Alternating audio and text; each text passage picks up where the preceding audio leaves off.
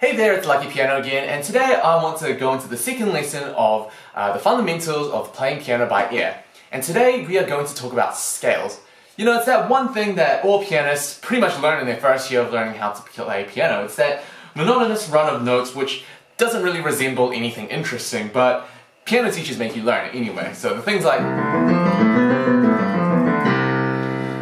And not only do you learn it in your first year, you learn it in your second year, in your third year, in your fourth year, and you're pretty much forced to learn it all of your life.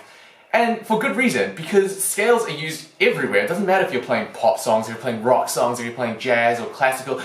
All of these music genres use scales because they're based off them. So why is it especially important in learning for pop songs or learning how to play piano in general? Playing piano by ear in general?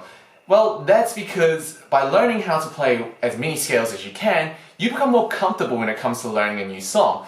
Because, let me give you an example. When I was learning Rain by The Script, the piece was written in F sharp major, which I wasn't really used to because it had chords such as C sharp major, and then also D sharp major, which I never really came across, and because of that, I struggled when I learnt it. So, by being familiar with your your scales, then it becomes much easier for you to pick up how to play piano by ear because your fingers will just be naturally more used to it. Now this sort of stuff takes practice and it takes years of practice before you get used to it, but you want to have at least basic knowledge of it so that you can pick out scales when you're learning how to play a song by ear. Even if your fingers aren't used to it yet, it will make your entire experience a lot more easier. So, for example, if we play Ed Sheeran's Drunk, this is in G major.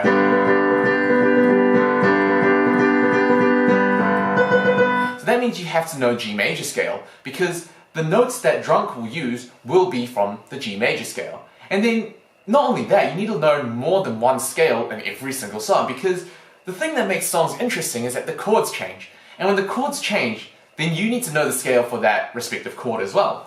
So, for example, in Drunk again, you go...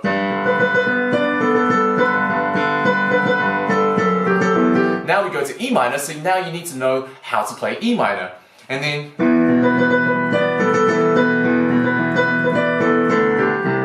Now we're in C major, so you need to know the notes for C major.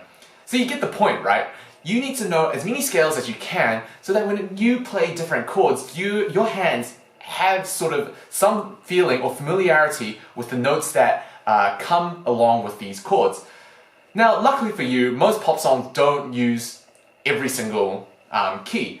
So, for example, with Rain, I was really surprised that it used F sharp major because it's not a very common sort of key that a pop song would use.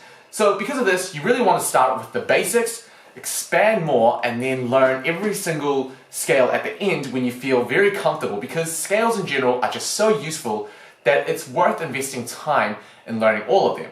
But if you don't have time, then you just want to start with the basics. So we'll start off by just focusing on the big sort of fundamental ones. So the first one is C major, the one with no sharps, no flats, the easiest one to play. And then you move on to one sharp, which is G major.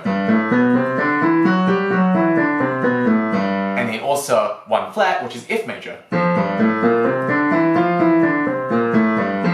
Then you would like to move on to two sharps, which would be D major. And then, respectively, two flats, B flat major. So these are the ones that you really want to get started with. So no sharps, no flats, to one sharp or one flat, and then to two sharps or two flats. Now at the same time, you will most likely need to learn the respective minors. So for C major, it would be A minor. And then for G major, it would be E minor. And then for B flat major, it would be... No, wait. For F major, it would be D minor. And then for D major, it would be B minor. Played that wrong, but that's okay. And then for B flat major, it would be G minor. Sorry. Now, there are different types of minors you can learn, and if you learn piano properly with a teacher, they'll teach you there's the harmonic minor, there's the melodic minor, and what I just played was the natural minor, which is more applicable in pop songs, pretty much because it uses the same notes as the respective major, only that you start off with a different note. Now, the reason why this is useful is because in most pop songs, having things such as a harmonic minor where it sounds like these notes are a bit too dissonant, and pop songs generally are written so that they're easy to listen to, so having something like it just doesn't really sound that good. I mean, I can try experiment with drunk and add in that harmonic, and this is probably what it would sound like.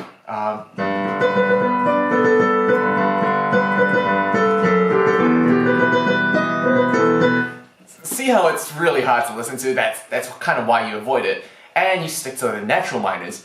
So if you really want to learn how to play scales properly, you'd want to learn all 3 different types, but for now just learn the natural minors. And once you're comfortable with these scales, then you progress on and add more sharps and more flats. So the next one you'd move on to would be A major. Oh, sorry. And then also E flat major. And then so on and so on until you go to A flat major, and also E major, and then B major, F sharp major, and then also D flat major. I know it's a lot of scales to learn, but it will be worth your time. And the thing is, you've got plenty of time. When I first started learning how to play piano by ear, that was maybe around 5-6 years ago, and just over the course of time, even without, revisiting scales that were taught by my classical piano teacher, I naturally picked them up over time simply because they were in the songs that I was trying to learn. So definitely spend some time learning these scales because they will make playing piano by ear so much easier for you. And in general, it's just such an important skill to have as a pianist. So that is all for today. I will see you again in the next lesson. Goodbye.